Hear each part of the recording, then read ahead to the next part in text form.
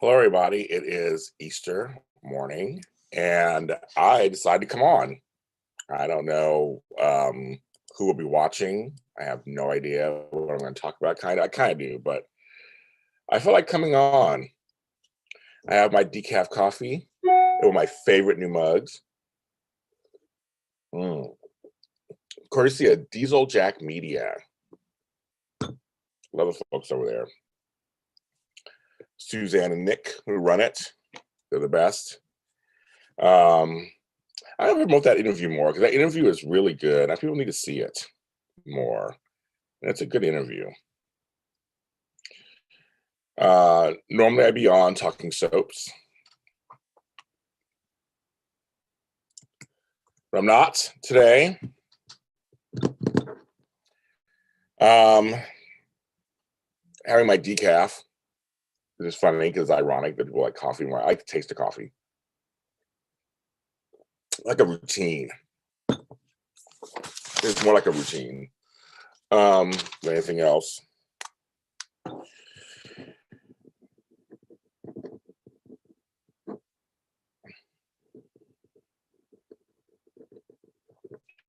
love notes to myself. I was writing notes to myself.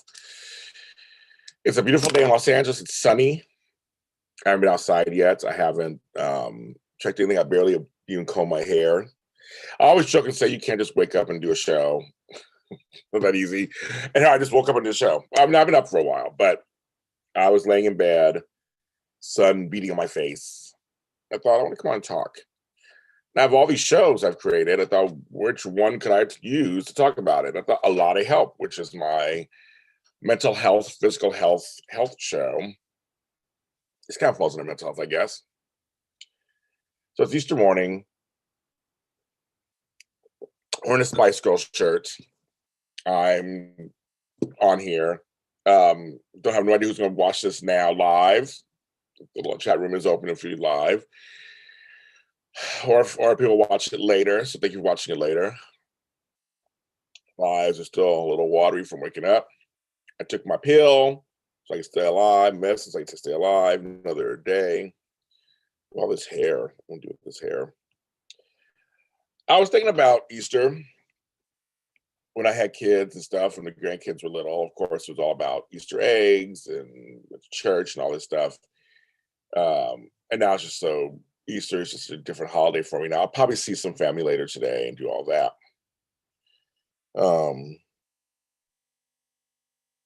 But I don't know. Easter is it's a religious holiday for certain religions, not for everybody. So how you feel about that out there? It is April 4th, 2021. So we're coming out of a strange year. This time last year, we were in a full lockdown here in Los Angeles. There was a full lockdown. I was by myself. I didn't really leave the house or anything. And now I can leave the house. I was vaccinated, one shot already, another one coming. And just got me thinking about stuff. Family, especially. It's been a very strange year for me. In fact, but just in general, last few years. My mother and I are talking about family. Oh my God, like, myself. Talking about family.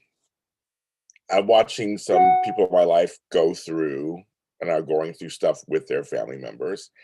I can actually honestly say I have zero drama with a family member. I have one that I guess it's drama, but nothing's happening. Like we're not going back and forth, but there's no fighting happening. It's at a standstill, a stalemate. Hope to change it. It will change, but like we're not fighting, like actively fighting. We're not actively fighting. Does that count as drama? Does that count? Because we're not fighting each other. I got no like. Well, hi, who liked me? I don't know what that means. It's like we are. I have no active. I have things that happen with certain family members that they get on my nerves sometimes. They bug me about something. But it's just everyday things. But in terms of like, I'm like fighting with so and so, or so and so stole my car, or nothing. I don't. There are times when I feel like an alien in my family. Like I feel like they all think a certain way, and I'm over here. It's like they see things or they do things a certain way. Nothing bad. I'm not even saying anything bad, but it's like I see the Snapchats, I see the Facebook lives, I see the pictures and posts, and I just don't live that way or act that way. My life is just different. Um, there are people who have certain traditions that I just don't. I'm not part of. I don't know if that's growth or if that's sad. I don't know how you look at it. I don't know. I'm okay with it though. In the end, I was told by a friend years ago, an ex-friend. He's an ex-friend. He was a friend, but now he's an ex-friend, who told me when you get older, your circle gets smaller. I think that works on some level, but I have friends who their circle got a little larger too. But I was looking at the whole, so and so's not talking to so and so, and so and so's fighting with so and so, and they're fighting. And I'm hearing about this drama, and I'm like, wow, I'm so glad it's not me. Because that was me 10 years ago, 7 years ago, beyond. I was involved, all kind of stuff. And there's that concept of there's obligation. People feel there's obligation. I always feel like there's people who feel like well, it's my family. I have to. I can't not talk to them. I can't not do this. And I always wonder, is that true? Is there a point where you don't have choice? I wonder. Or do you like drama? Or do you feel it's just part of being part of a family? It's like it's not anything separate. It's that and when you have family, you have drama all the time. So it's just you expect it. It's just expected. It's like it's part of life. Just the drama happens because we just that's what happens when you all think differently or have different things. Just you just have to accept it. And you just take it. But there's also that side of things where accepting people for who they are is key. It's something you should do anyway, right? But then where's the line of how they treat you versus accepting them who they are and how much you can take and how much you let in, right? I have a grandmother I do not talk to. Literally forget sometimes how a grandmother left. Don't talk to her. She's not very nice to me. I have a grandmother who can't say I love you. And grandmothers are supposed to be like that thing where they're supposed to be loved. I'm a grandfather myself, so I say to my grandkids, I love them. I mean, it's one of those things you always picture this. And I had grandmothers who said that. So it's strange to me to have this grandmother who I have a history with and fond memories of childhood through early teenage years. Oh, great memories. Oh my God, I loved it. My love of gardening, I know came from her. It totally came from her. Oh my, she had a great garden. Her garden was the bomb. I used to be out there with her. And she lives 10 blocks away from me.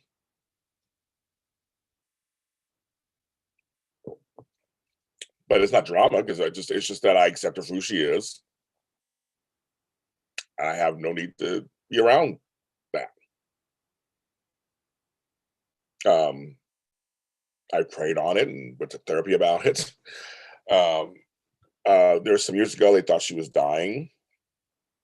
I went and saw her. I thought that was something I should do to honor the relationship I had with her when I was younger. I sat with her for 3.5 hours. It was a pleasant visit. And at the end, I said, I love you. And she didn't say it back. And I thought, okay, I can accept that. I guess I have to accept that and I have to move on. And then she didn't pass away. She's still around. But I felt like I said something I needed to say back then.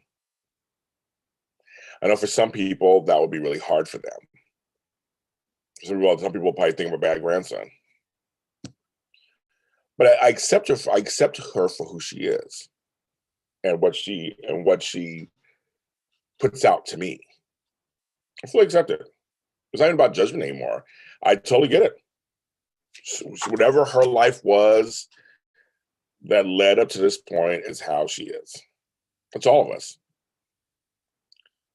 If I don't feel good around her, I don't feel like I'm not getting anything out of just being there just because she's my grandmother. I just said, stop it. I'm not doing it. I'm not doing it. I have cousins, so I don't talk to them. I have some cousins that we're online. You know, you're online. You like some of mine. I say a few words here and there. For years, I tried to build some relationships with some of them, and it was a one-way street. And I had to learn that for some people, you're not a priority.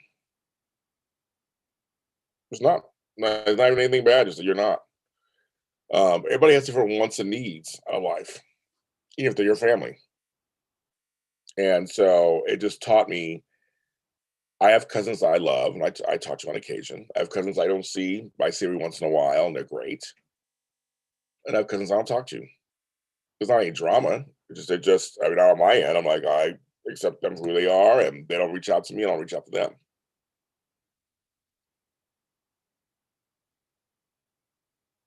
It's really interesting.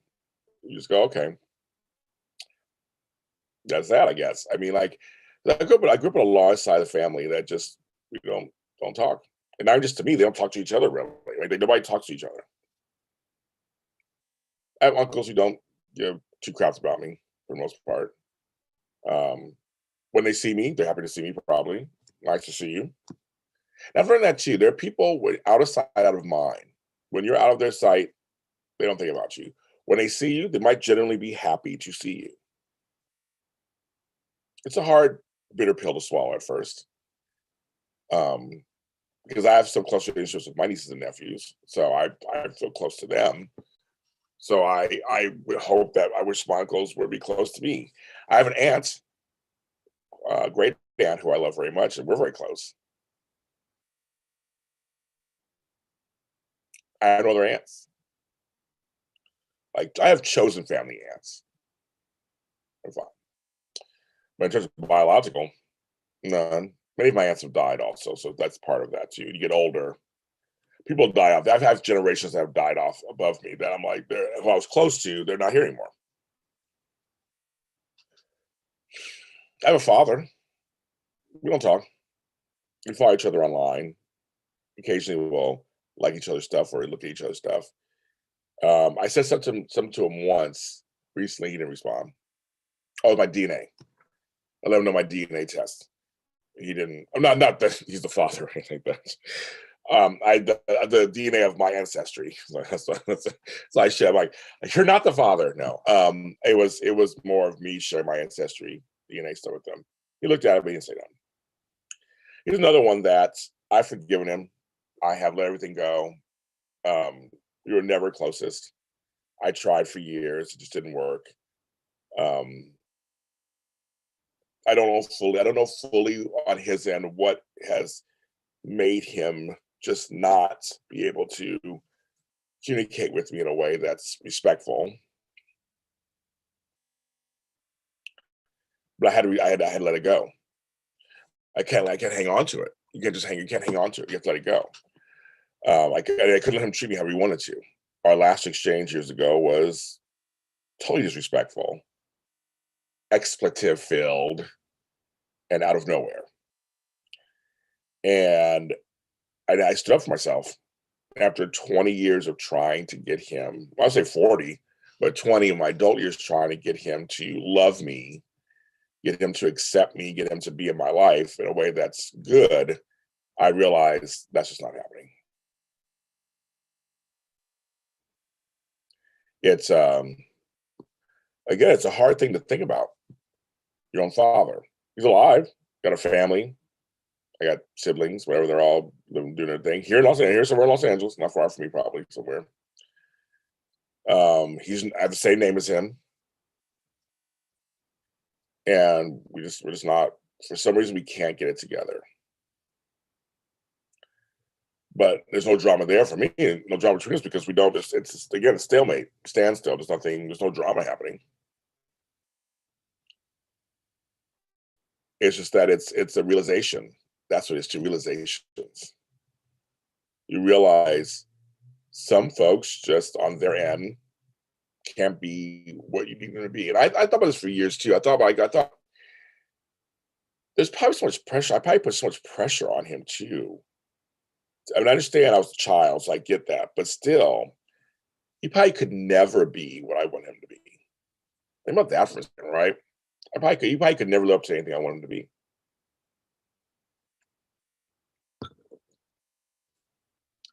I was looking for certain things from him that he probably possibly couldn't give me. I was waiting for that one sentence, like "I'm sorry" or something, and that magically wouldn't go away. Whatever happens, happen. The childhood part, everything doesn't go away; it's still there. So I had to learn how to find a place for it in my life. That was the most important thing, right? It's figuring out where to put it so that it's not impeding my life, hindering my life, make me make some weird decisions. That's what I had to do, basically,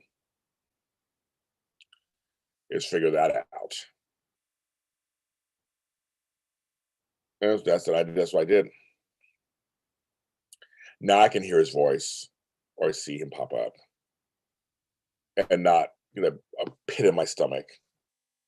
I'll be nervous or angry. I had a lot of anger, which didn't help any. A lot of anger.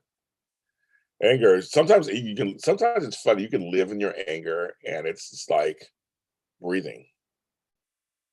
But it's actually choking you. It's choking you emotionally. And that's why I had to get rid of a lot of anger. I'm much more relaxed now than I used to be.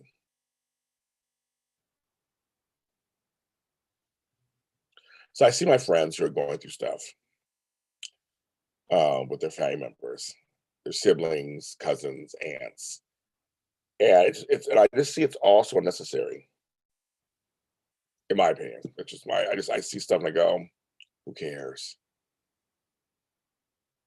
And I see how people are running or trying to run from their emotions and project all this energy on stuff that in the end, again, it's not important. I've had several near-death experiences. I've had several things happen that you learn what's important. When your face goes paralyzed and you can't talk or eat or sneeze or swallow or cough, you learn what's important. Hello, Shriar. I know you. Happy Easter if you celebrate it. We're just having a talk. You learn things and you break a limb or go through immense tooth pain, heart problems. I've had several things. Hello, Brown A21. Happy Easter to you. Didn't know who was going to show up on this thing. I don't know who's going to show up. Talking about life. But you learn what's really important in life. And some fights are just not worth fighting. And some people are just not worth it. They're not. I don't believe the whole thing of, well, your family, you have to accept all this stuff. No, you don't. That's just me. You don't. But I also recognize some people like being in all of that, like being with all the stuff going on. They say they don't like it, but it's comfort. It's like with weight. I've gained a lot of weight, and for me, it was comfort. Being bigger, it was a comfort thing. I it's an armor, it's a coat of armor. So that means I don't have to worry about trying to find a person. They'd be like, "Oh, want me because I'm big," or "Who cares what the latest fashion?" Or also, I don't have to worry about all that because I'm big. It's all just camouflage. It's all just stuff. You have to kind of you have to look at yourself, and that's not easy. Hi, Lucas Stretch. Um, it's not easy. It's not easy to look at yourself honestly and see what's going on in your own life, in your own head. You think it'd be easy, right? It's yourself. You don't have to tell anybody else. You can find out things about yourself and not even like tell anybody. But for some people, it's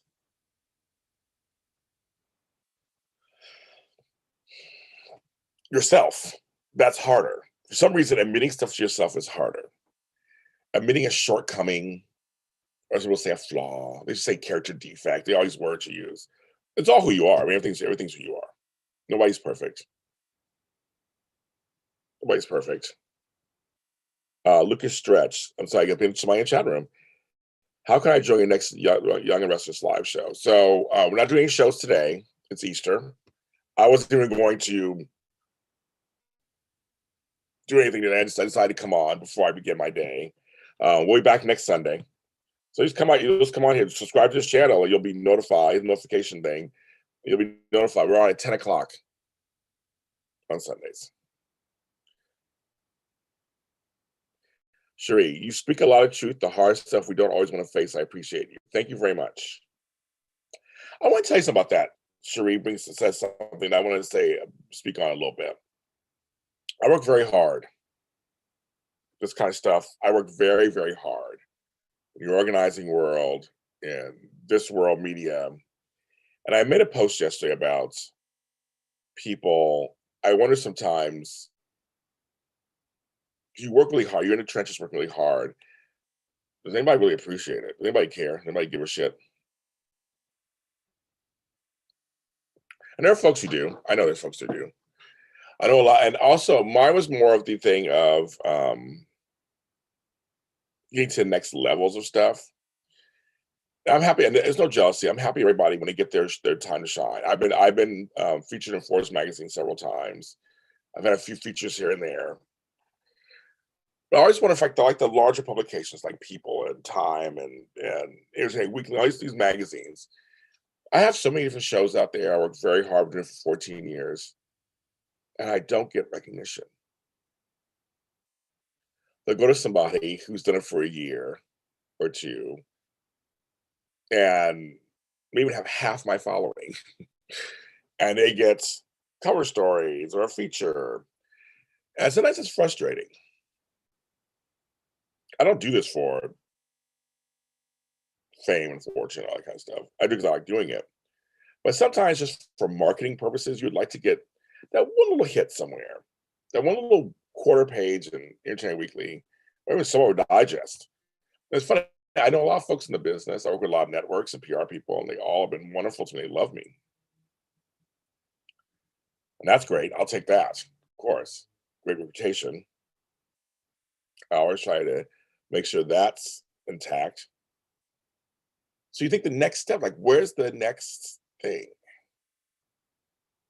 I was always told to just do good work and people will recognize it. And yesterday on Twitter, someone wrote a very nice thing about me that I didn't expect. And I follow this person, but I don't know them personally. We're not tied together in any way. They like my product, I guess. And it was very sweet. I needed to hear that.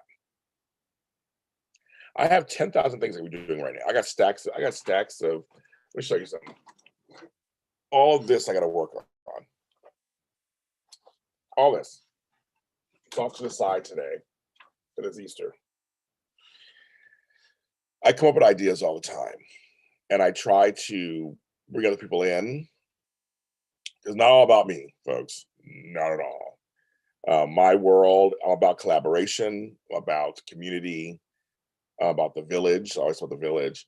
I want people to all benefit. I want us to be all together and come up. And sometimes you're like, I do all this work. Will I get this one? All I need is that one person to retweet something. Now, it happened to me a few weeks ago. So this is all ironic, right? As I say this part, there's a video that I did. It's 8 seconds long. It was done for comedy on TikTok. It's gone viral. So that's what's really interesting. It went viral. So I'm getting attention for this dumb 8-second video. I do 10,000 videos on TikTok and on other platforms. I do a lot of videos, all kinds of stuff. And it was this dumb video that I did to be silly that's gotten me attention. And I don't know, and because it's not regularly me, it's not like I'm like organizing or like Star Wars, whatever. I don't want to do another video of it. I don't want to become known as that guy who does those type of videos. I just did a couple, and that one was like that. And I did it twice, and they both became viral videos. I did them almost a year apart. This type of video that I did. You just wonder. I wish one of my other projects that I'm very proud of, one of my podcasts or my audio drama or my books. You always saw my music. Like, I wish one of those would go viral.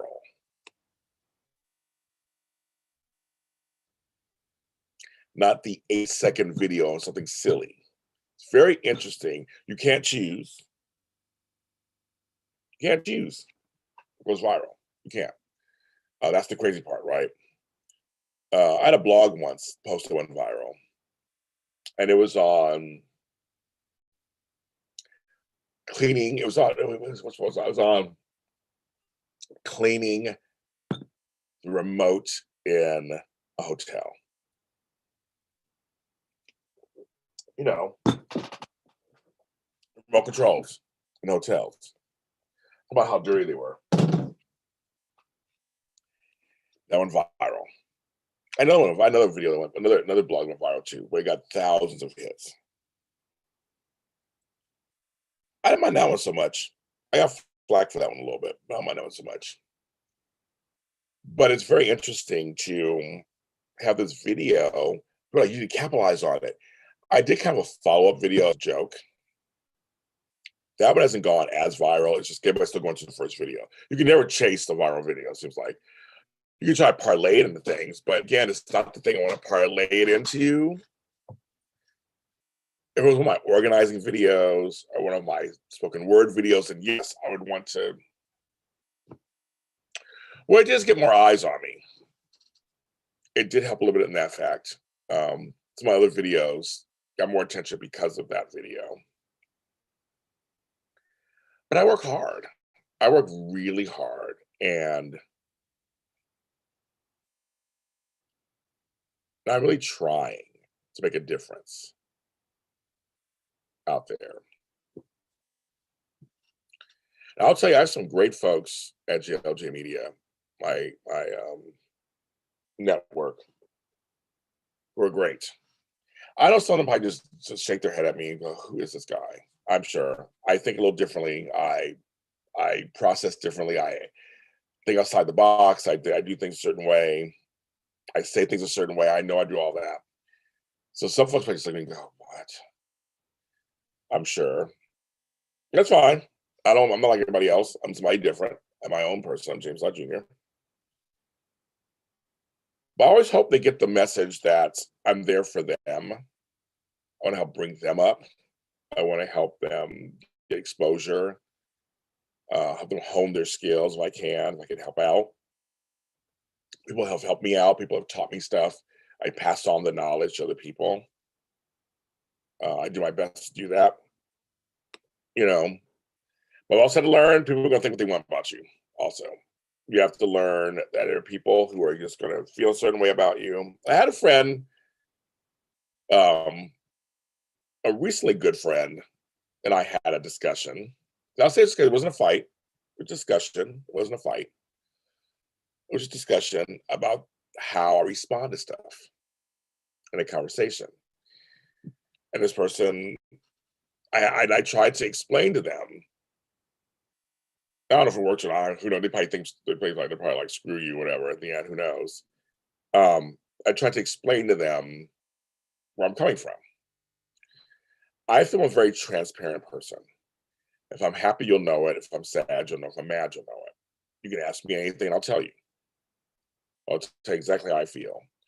Um, but this person caught me in an instance. I put in air quotes. Caught me in an instance where I was trying to be polite, and there were a couple of things I did censor myself a couple of times and didn't go any further.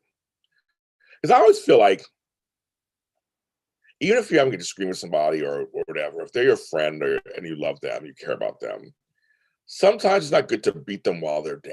If they're seriously upset about something or seriously hurt by something, you should think about them. I don't want to just pile on more. It doesn't help anything. It just really doesn't. So I try to sometimes I may just like stop, or I may not go as far in what I'm thinking. I may not share everything I'm thinking. I want to. I always want to, but I just don't. You just don't listen. Sometimes you should show compassion and empathy, even if you're on another side of them, if you think they've done wrong or done something you don't care for. I think sometimes it's kind of like, but for the most part, I'll tell you what I think. And so I had to explain to this person a little more what I think or what I thought. And sometimes in the middle of talking to somebody, you realize things in the middle of it. So you have to process that at the same time. Sometimes you may think it's one thing, and that's what communication is, a wonderful thing. When you communicate, you find out stuff, right? So sometimes you'll get these moments. You go, oh, they really are upset about this. Or, oh, they don't care about that. They're talking about this. Oh, like sometimes you don't know something until you're in the middle of it. And I'm human. I can't sometimes process that fast. I'm I'm a really fast processing type person. But sometimes you're like in the middle of it going, oh, now I'm like, oh, you think they're mad about this, but it's about that. Or you're talking about one thing and it morphs into something else. So you're like, oh, okay, I gotta switch gears and figure that out, go that direction. It's not always easy. Not always easy. Oh, not always easy at all. And we have to just go, okay, got it. But folks are gonna perceive you. I had a friend dump me. I had several friends dump me.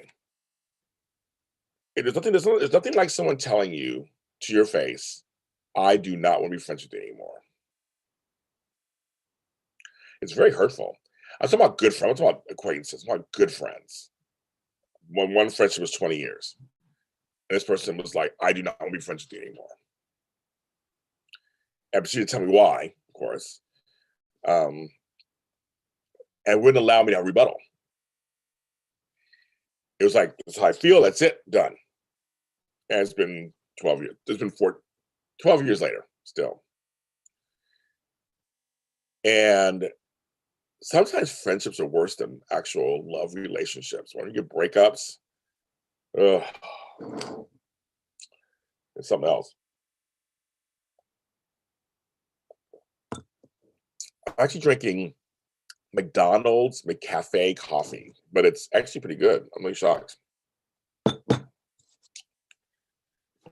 It is.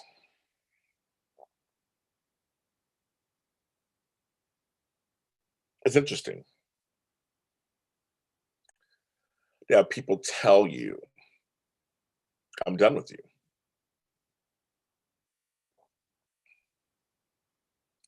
Well, somehow I appreciate that. Better than ghosting. If you really are done with me, if my friendship doesn't bring anything to you anymore, or you feel whatever you feel, then I don't be around you then. But we shouldn't be friends.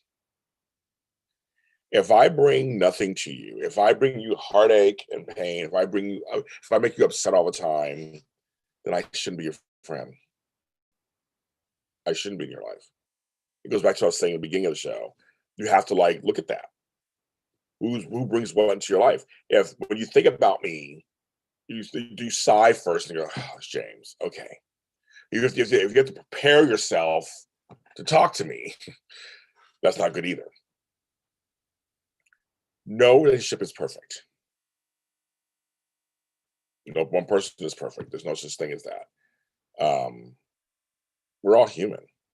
And that's always my thing. I really do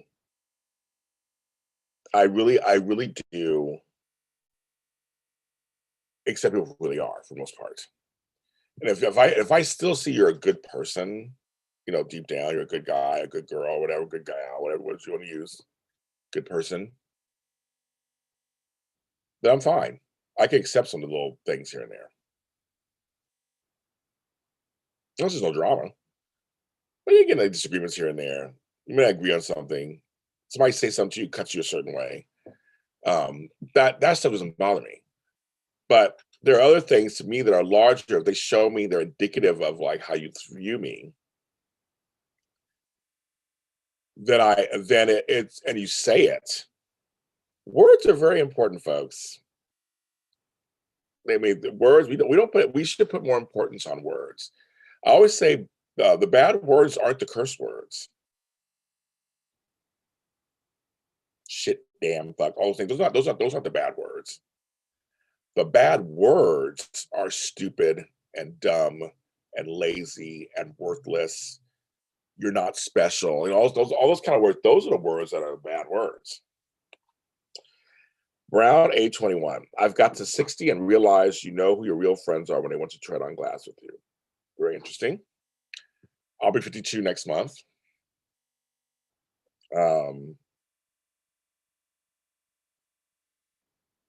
I realized I've realized the different kinds of friendships. That's what I've realized. There are some friendships that are every once in a while friendships. You see each other, it's all good, party for a minute, you go your separate ways. See you in 6 months to a year.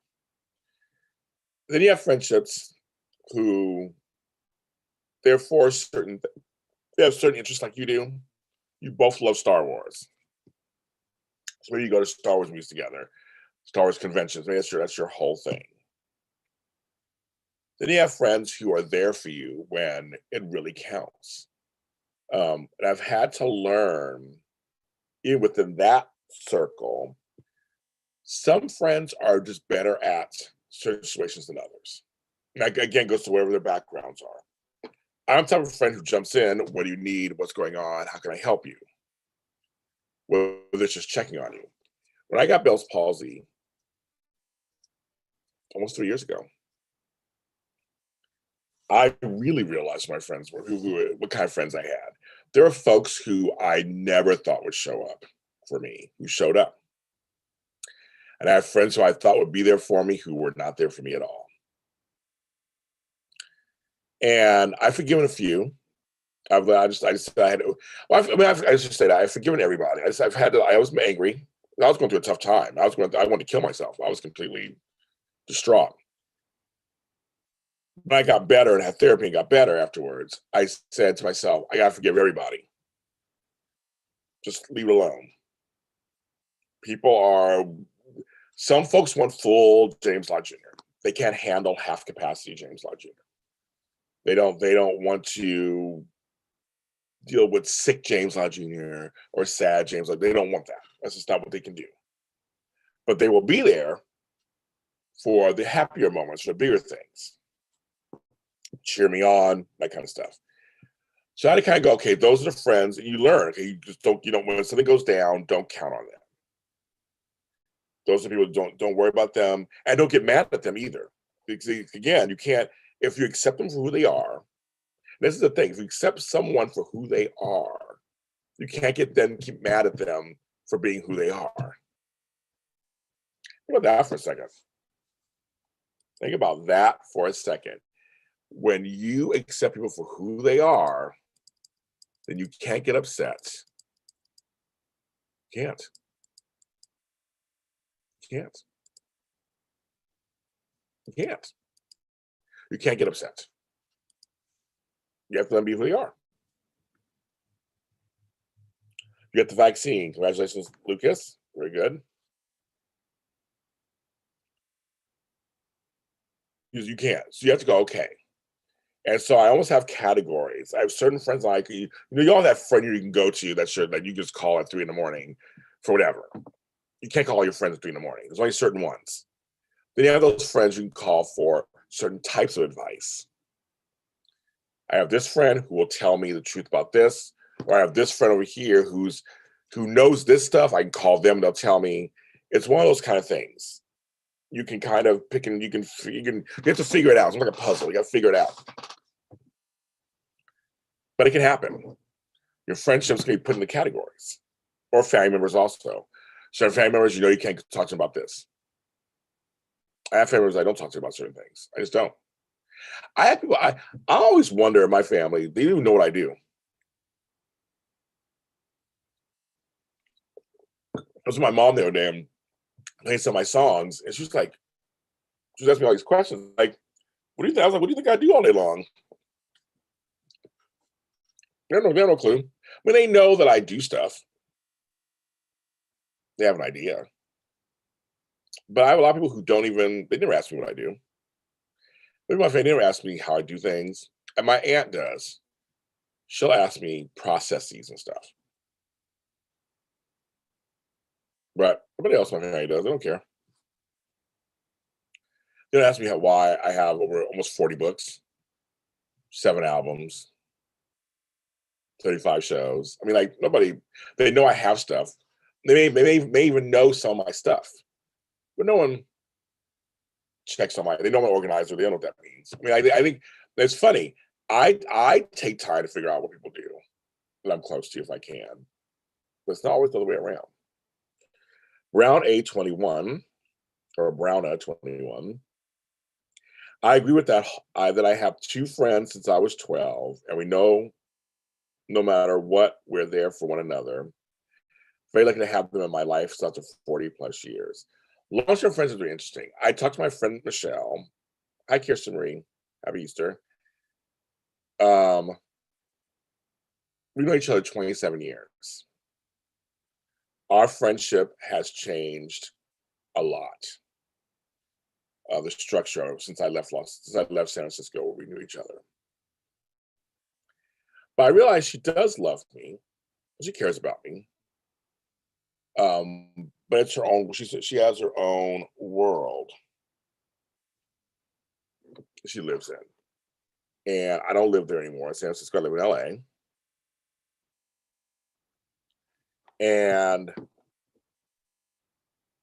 it's one of those when we talk. We talk for 2 hours.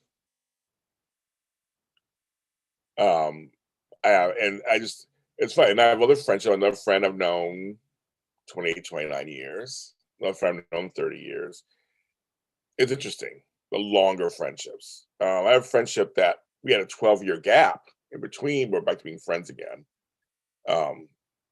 So in sorts, we go back 20-something years. I had a friend pass away a couple weeks ago that I've known since 1995. We just talked recently. So the long-time friendships, yes. Some of those we've fallen off. I have a friend who, I don't know what happened.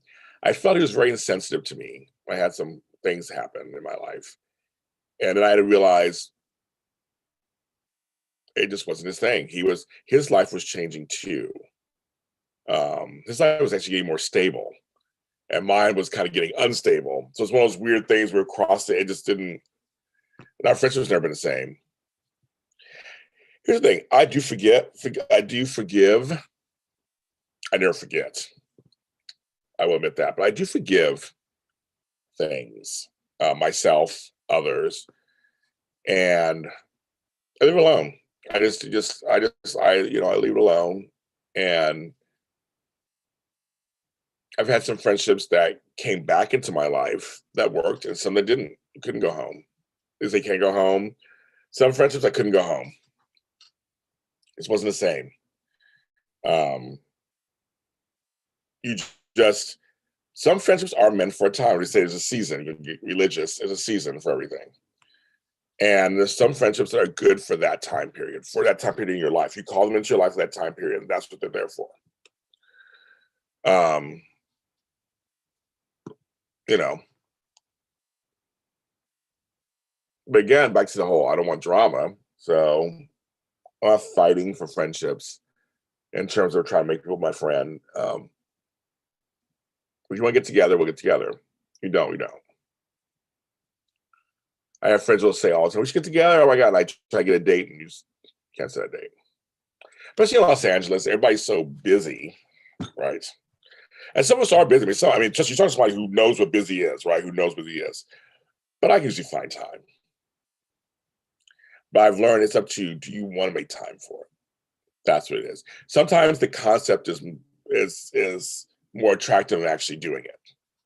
I learned that also. Yeah, I want to do all this stuff, and all of a sudden it's like, yeah, I don't do it anymore.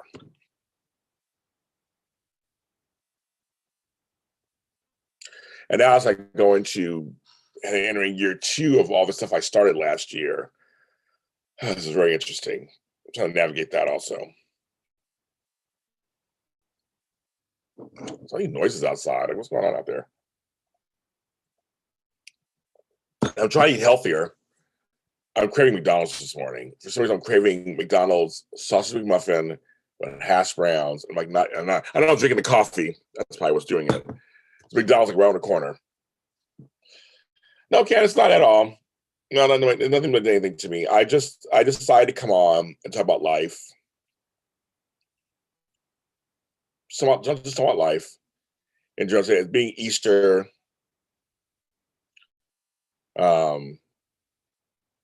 Nothing wrong. Just talk about life. I decided to come on. I'm not doing any soap shows today.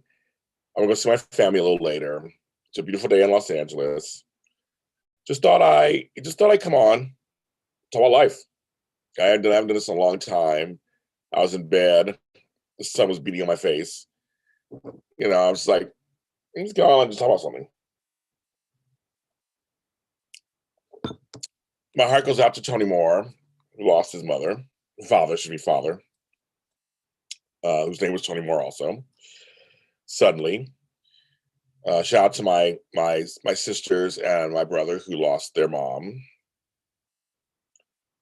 To my friend James, who passed away. There's a lot of stuff going on. I know that it's just that life is short, folks. It really is. It's very. You had McDonald's today. I'm trying to do that. I lost 3 pounds this week, so I'm trying to continue that streak every week. Can't do it. Life is short. It's really short. And it goes by in a flash. We're already in April. We're already April 4th. Just like there's just more. It's crazy. It's going on. I'm learning what's most important. And that's what we all have to kind of figure out for ourselves, because you don't wake up one day and be 52 like I am, or you're gonna be 60 or 70. And you're going to think, well, how much time do I have left? Or why didn't I do? Or can I still do?